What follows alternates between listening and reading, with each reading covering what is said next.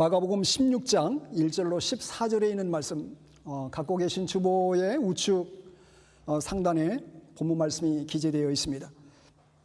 우리 저하고 함께 한 말씀씩 같이 교독을 하도록 하겠습니다. 마가복음 16장 1절로 14절까지의 말씀입니다. 안식일이 지나매 막달라 마리아와 야고보의 어머니 마리아와 또 살로메가 가서 예수께 바르기 위하여 향품을 사다 두었다가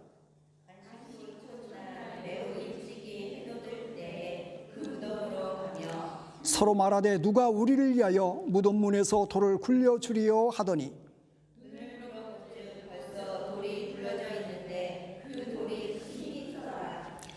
무덤에 들어가서 흰 옷을 입은 한 청년이 우편에 앉은 것을 보고 놀라매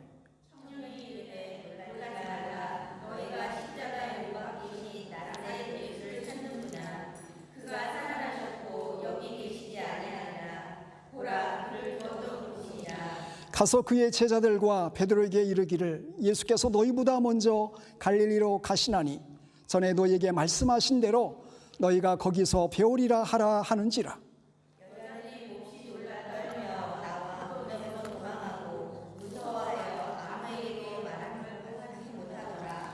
예수께서 안식 후 첫날 이른 아침에 살아나신 후 전에 7 귀신을 쫓아내어 주신 막달라 마리아에게 먼저 보이시니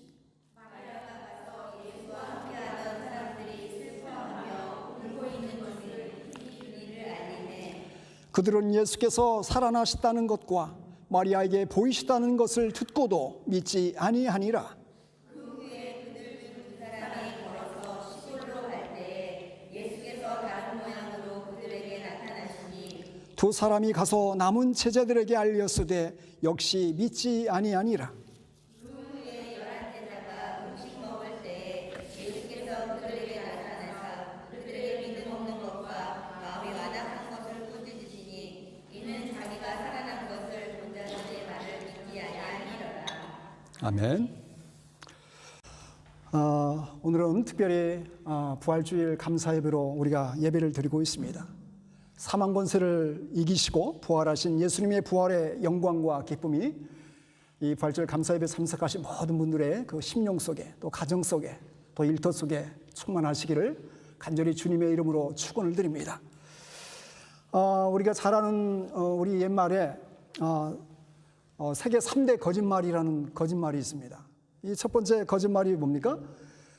장사를 한 사람이 물건을 팔면서 이거 정말 손해보고 미치고 파는 거예요. 이렇게 하는 말이라는 거죠. 또 2번째 거짓말이 뭡니까?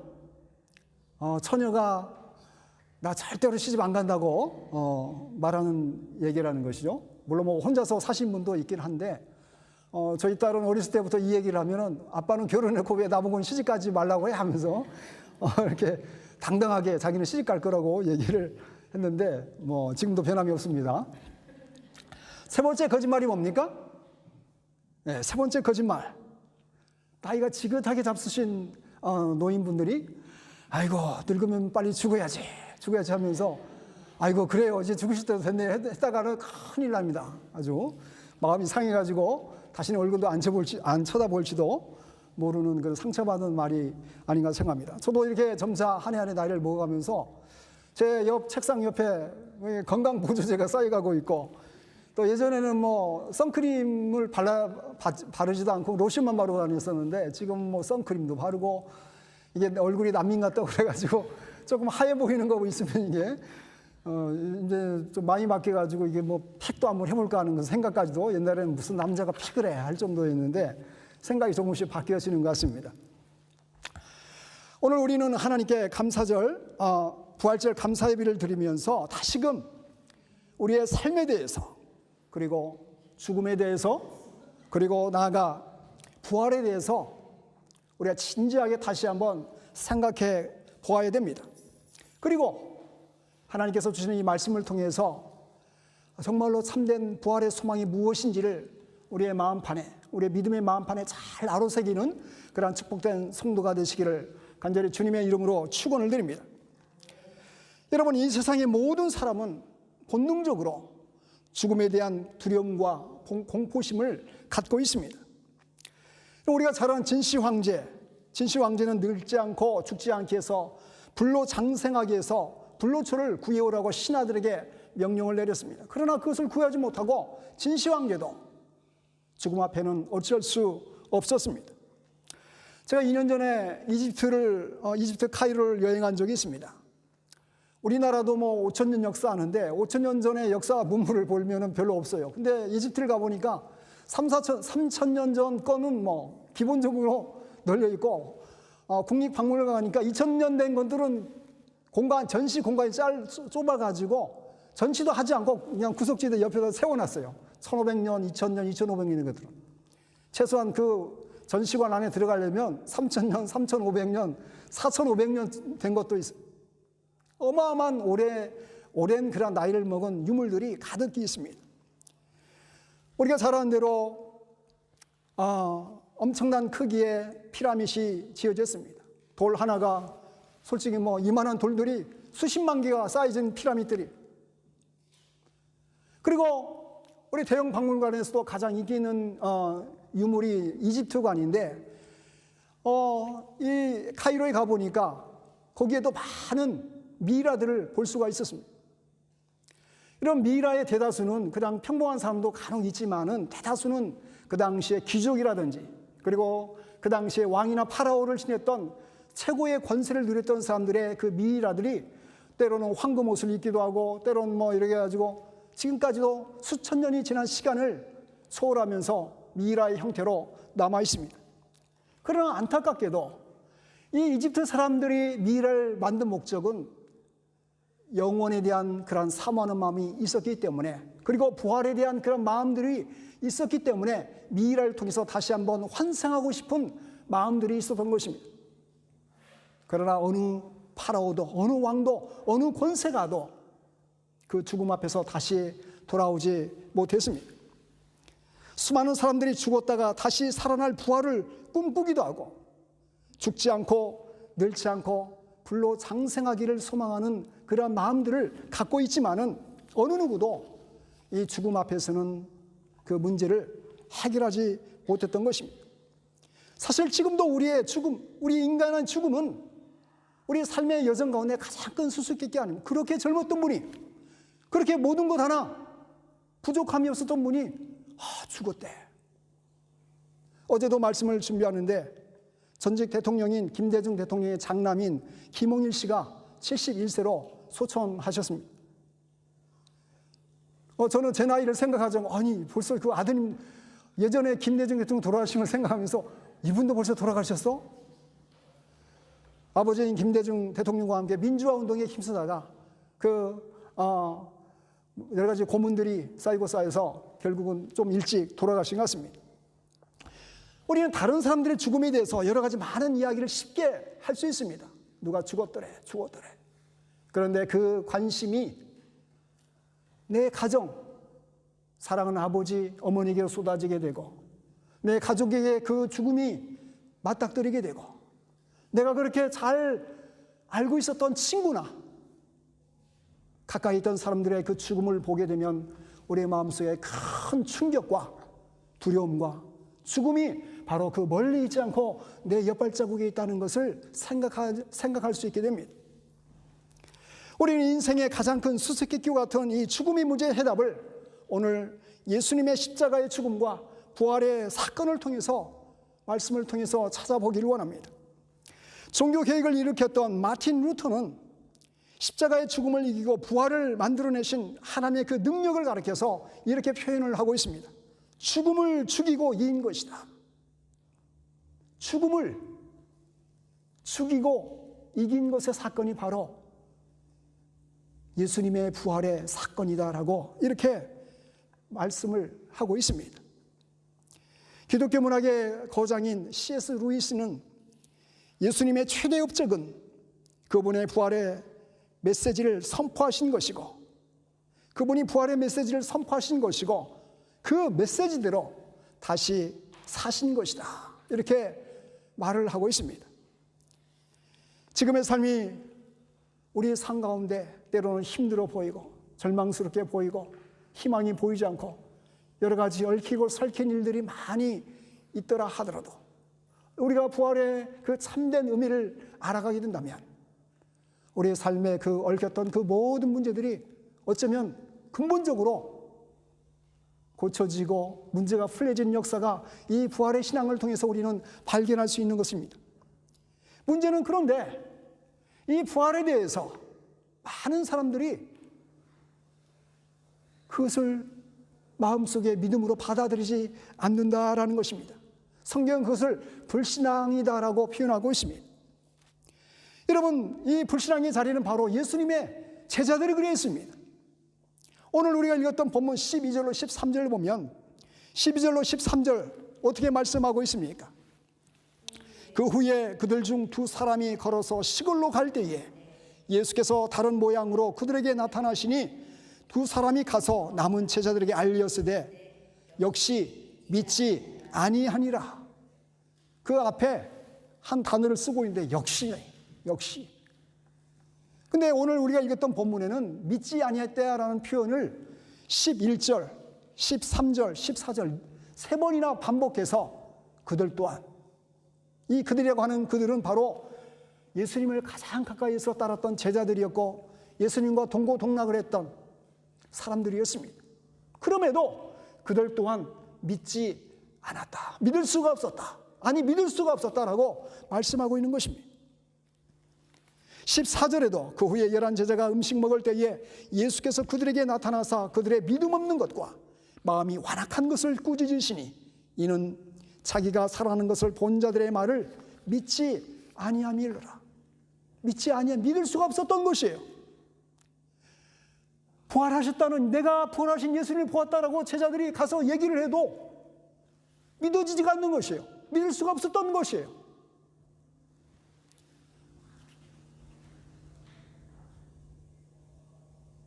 한번 여러분의 마음속에 스스로에게 이 동일한 사건 속으로 들어가서 질문을 던져보십시오. 나는 그러면은 부활을 믿고 있는가? 왜 제자들이 예수님의 부활을 믿지 못하고 의심하게 되었습니까?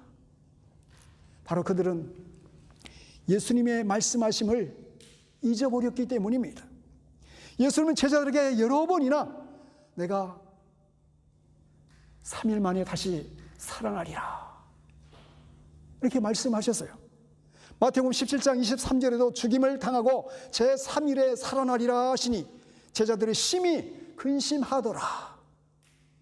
여러분, 이 말씀을 가르쳐 주신 이유는 포인트가 어디에 있습니까? 죽는다는 것의 포인트입니까? 아니면 다시 살아나리라는 것이 포인트예요? 물론 내가 죽으리라. 그러나 내가 다시 살아내라. 이 첫 번째 죽는다는 것이 포인트가 아니라, 근데 제자들의 관심은 이 죽음으로서 끝난다는 것을 알고 있었기 때문에 그 다음에 더 중요한 포인트를 볼 수가 없었던 것이에요. 그리고 마음속에 이 일로 인하여서 근심으로 가득 찼던 것입니다. 여러분, 우리가 하나님 말씀을 대할 때에 내 생각, 내 선입관념으로 바라보게 되면은 하나님 말씀을 믿을 만한 구석이 그렇게 많지가 않아요. 그래서 어떤 옛날에 일본 그 신학가 네촌 감산에게 어떤 사람이 찾아와서 내가 도대체 믿을래야 믿을 수가 없다고. 아니, 예수님이 어떻게 죽은 자를 살리고 또 죽었다 갔더니 또 본인도 살아나, 어떻게 그런 일을 할 수 있습니까? 도대체 믿을래야 믿을 수가 없어요. 그래서 그분이 어떻게 말했냐면, 안 믿어지는 그 부분을 다 떼어내고 떼면은 성경은 앞페이지와 뒷페이지밖에 답지 않는다. 그잖아요. 솔직히 창세기 1장 1절이 뭘로 시작됩니까? 태초에 하나님이 천지를 창조하시니라. 이거 어떻게 그걸 믿을 수가 있어요? 믿을 수가 없는 것이.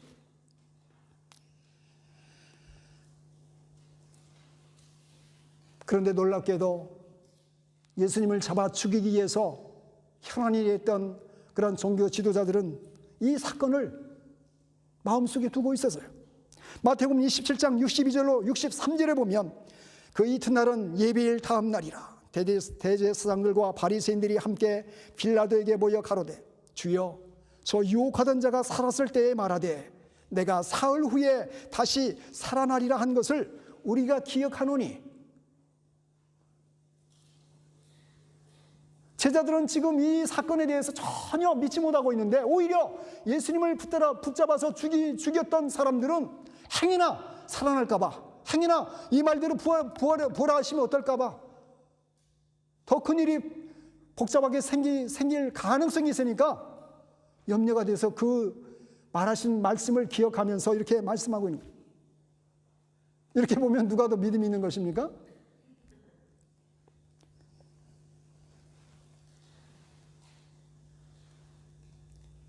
사랑하는 성도 여러분,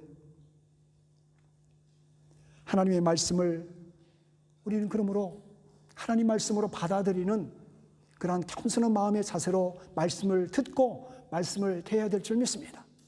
나는 이해가 되지 않지만, 나는 이성적으로 내 경험적으로는 이것이 납득이 되지 않고 동의가 되지 않지만 하나님이 말씀하시니까 내가 그것을 하나님 말씀으로 듣습니다. 하나님 말씀으로 순종합니다. 그렇게 될 줄 믿습니다. 아멘이라는 의미가 그거 아닙니까? 아멘. 그대로 될 줄 믿습니다. 하나님의 뜻대로 말씀하신 대로 이루어진 줄 믿습니다. 그런 자세로 우리는 하나님의 말씀을 대해야 될 줄 믿습니다. 이런 왜 믿지 못하고 의심합니까? 그것은 또한 죽음에 대한 상식 때문이었습니다. 여러분, 사람이 죽으면 다시 살 수 없다는 것은 우리가 알고 있는 상식이에요. 여러분, 상식이 영어로 뭡니까? 커먼 센스죠. 커먼 센스. 커먼 센스. 커먼, 이 공통이에요. 두세 사람 이상이 모인 것이 그 사람의 의견이 커먼 센스예요. 합의를 이루면 그것이 보통 상식이 되어가는 것이죠.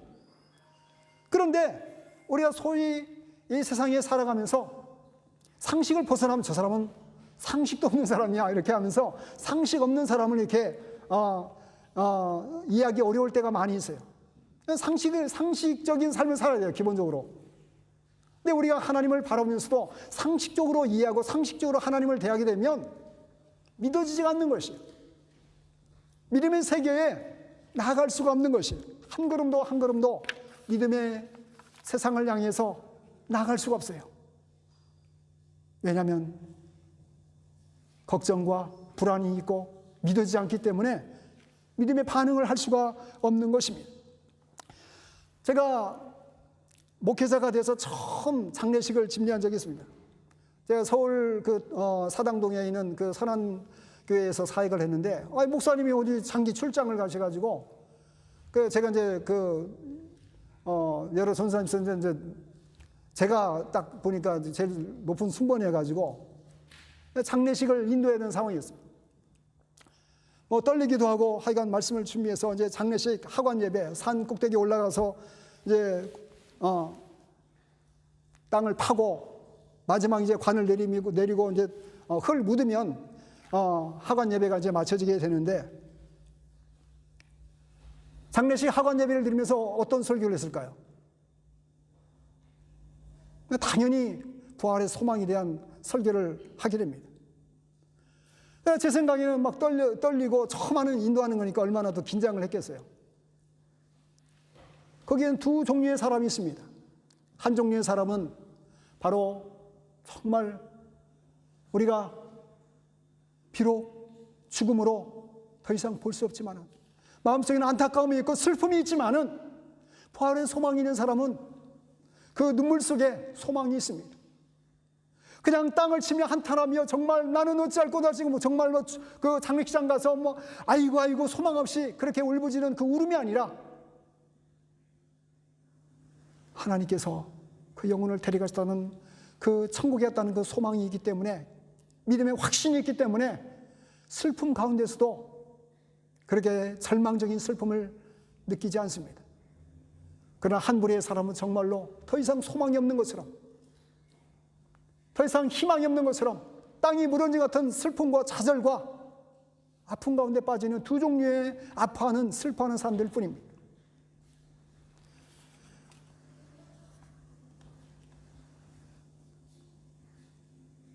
아마 그 자리에 하나님을 알고 있지 않았던 사람들은 아이고 죽으면 끝이지 무슨 부활을 하겠어, 그런 마음으로 장례식에 참여했을 것입니다.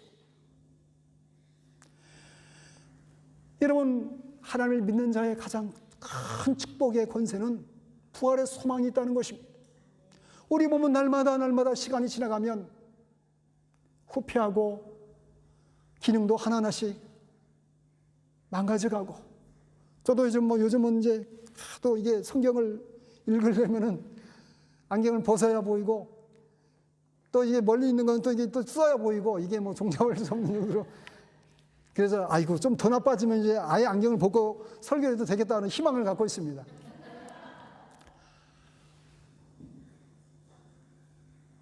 며칠 전에도 똑같이 3명이서 식사를 했는데 저만 체해가지고 똑같은 음식을 먹었는데 저만 체했어요. 그래서 한 2, 3일 정도를 거의 제대로 밥도 못 먹고 그냥 그렇게 어려운 시간을 보내는데, 이 기능들이 나이가 들어갈수록 점점점 제 기능을 못하는 거예요. 젊었을 때 전혀 문제가 없었던 것들이 나이를 먹으면 그렇게 돼요. 근데 만약에 10년이 지나고 20년, 30년이 지나면 더 그러겠죠. 거기에 무슨 소망이 있겠어요? 옛날에 과거 사진 들여다보면서 나도 옛날에 이렇게 이뻤는데 하면서 뭐 회상을 하면서 그냥 1호를 봤습니까? 3된 1호가 되지 않아요. 저도 요즘 사진 잘 안 찍습니다. 옛날에는 주름살이 별로 안 보이는데 사진만, 화질이 또 너무 좋아가지고 주름살만 보여요, 사진 찍으면. 그래서 다 지워버리고 멀리서 찍은 것만 이게 남겨두기도 하는데, 이 인간의 모습들이 소망이 없지만 이 부활이라는 참 소망이 있음으로 인하여서 우리가 낙심하지 아니하고 절망하지 아니하고 하늘나라를 꿈꾸며, 이 세상은 눈물이 있습니다. 슬픔이 있습니다. 많은 고민과 걱정들이 있습니다. 우리 힘으로 어찌할 수 없는 아픔과 상처들이 가득한 것이 이 세상입니다. 그러나 훗날 하나님께서 우리의 생명을 부르실 때는 깃털처럼 그 천국에 들어갈 때에 가장 즐거운 마음으로 기뻐하며 감사하며 그 부활의 소망을 가질 수 있는 것, 이것이야말로 믿는 자에게 주신 가장 큰 축복이요 권세인 줄 믿습니다. 오늘 본문에 왜 믿지 못하고 의심합니까? 바로 아직까지도 길이 되시고 진리가 되시고 생명이 되신 그 주님에 대해서, 예수 그리스도에 대해서 제대로 알고 있지 못했기 때문입니다.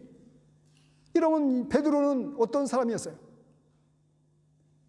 주는 그리스도시요 살아계신 하나님의 아들이십니다.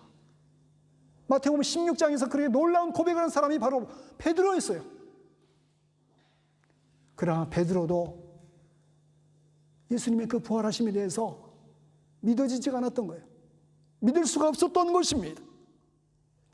아직까지도 그가 성령의 은혜로 말미암아 그런 놀라운 고백을 했지만은 여전히 육신적인 그 모습으로는 죽음을 초월할 수 있는 그 존재를 만나보지 못했기 때문에, 경험해보지 못했기 때문에 자기가 함께 따랐던 그 예수님을 믿을 수가 없었던 것입니다. 그것이 바로 인간의 연약한 모습이었습니다. 사랑하는 성도 여러분, 오늘 예수님은 여러분의 심령 가운데 말씀하십니다. 나는 부흥이요, 나는 부활이요, 나는 생명이다. 나는 부활이요, 나는 생명이다. 믿어지시는 은혜가 있기를 원합니다. 그리고 결론적으로 이 모든 예수님의 제자들이 부활에 대한 믿음이 없었습니다. 그렇게 여러 차례 예수님이 살아계셨을 때 제자들에게 말씀을 하셨지만 죽음 그 이후에 부활에 대해서는 이해할 수도 없었고 믿을 수도 없었던 그들의 상황 속에 바로 부활에 대한 그 믿음의 자리가 마음속에 없었던 것입니다. 여러분, 이것은 어쩌면 기억력의 문제를 떠나서 순수하게 신앙의 문제입니다. 예수님을 바라보면서 어떤 사람은 전혀 의심 없이 바라보는 사람도 있어요.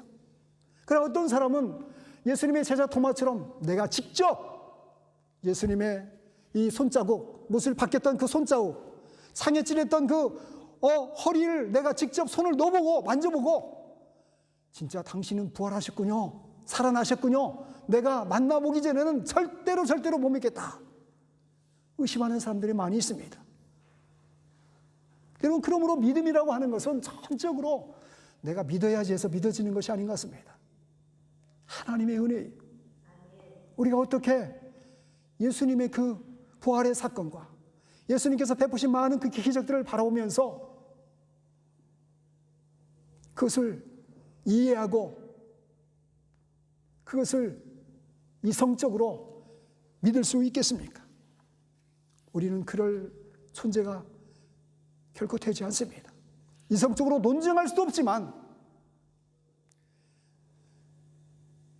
객관적으로, 과학적으로, 합리적으로 따져가지고 결코 그것을 믿을 수 있는 존재들이 아니기 때문에 하나님의 은혜가 아니고서는 이 부활의 사건, 이 사건 앞에 어느 누구도 하나님의 은혜 앞에 나갈 수 없다는 것을 고백하면서 하나님, 저에게 믿을 수 있는 믿음을 주셔서 의심의 안개를 깨끗이 걷어주시고 내가 정말로 하나님께서 이것이 정말 귀한 소중한 믿음의 사건이라면 저로 하여금 믿는 자가 되게 하여 주시옵소서, 이렇게 겸손하게 기도하는 자세가 필요한 줄 믿습니다. 여러분, 사도 바울은 이 부활의 사건에 대해서 이렇게 역설적인 표현으로 설명을 하고 있습니다. 그리스도의 부활이 없다면 바로 우리의 믿음이 헛것이 될 것이다, 이렇게 말씀하고 있습니다. 고린도전서 15장 16절로 19절에 만일 죽은 자가 다시 사는 것이 없으면 그리스도도 다시 사신 것이 없었을 터이요, 그리스도께서 다시 사신 것이 없으면 너의 믿음도 헛되고 너희가 여전히 죄 가운데 있을 것이요, 또한 그리스도 안에서 잠자는 자도 망하였으리니 만일 그리스도 안에서 우리의 바라는 것이 다만 이 세상에 살아가는 것뿐이면 모든 사람 가운데 우리가 더욱 불쌍한 자라. 여러분, 한마디로 압축을 하면 믿어봐야 아무 소용없다는 거예요. 로또 사봐야 꽝이라는 거예요. 꽝 되면 얼마나 허탄합니까? 기대를 갖고 긁어봤는데 로또 사는 사람들 있잖아요. 그렇게 믿었는데 그것이 소용없는 것이 된다라고 하는 것입니다. 사실 우리가 부활이 없다면 예수님을 열심히 믿을 필요가 뭐가 있습니까? 아니, 죽으면 끝나는 건데, 죽으면 어떻게 될지도 모르는데 무슨 뭐 매주일 그냥 뭐 교회 가고 뭐 봉사도 하고 심지어 또 헌금도 하고 시간을 내서 뭐 여러 가지 일도 뭐 섬기고 뭐하러 그 일을 합니까? 그 시간에 이렇게 좋은 날 파크 가서 띵까띵까 하면서 맛있는 거 먹고 즐기는 것이 더 낫지, 그렇지 않습니까? 다 부질없는 것이 되어질 것입니다. 만일 그리스도의 부활이 없다면 믿는 우리는 가장 불쌍한 자들이다 라고 사도 바울은 고백하면서 아마 이 말씀은 사도 바울 스스로에게 던지는 그런 질문 같은 고백이 아닌가 생각할 수 있습니다. 19절에 만일 그리스도 안에서 우리의 바라는 것이 다만 인생뿐이면 모든 사람 가운데 우리가 더욱 불쌍한 자리라. 사도 바울이 누구입니까? 사도 바울은 결혼도 하지 않고 자신의 모든 인생을 복음을 위해서 다 헌신했던 사람입니다. 그리고 그 복음을 위해서 때로는 많은 사람들이 복음을 받아들이기로 했지만 복음을 받아들이지 않는 많은 사람들은 사도 바울을 그냥 두지 않았어요. 때리고 모욕하고 감옥에 집어넣고 결국은 마지막에 로마에서 순교를 당합니다. 끔찍하게 죽음을 당한 사람이 바로 사도 바울이었어요. 그렇게 열심히 평생을 그 복음을 위해서 예수의 복음을 위해서 일평생을 살았는데 마지막에 그렇게 참혹하게 죽음을 당한 사람이 사도 바울이. 만일 부활이 없다면 이 고백대로 사도 바울은 가장 어리석고 가장 불쌍한 인생을 산 사람이. 뿐만 아니라 저와 여러분들도 지금 그 자리에 서 있는 사람들입니다.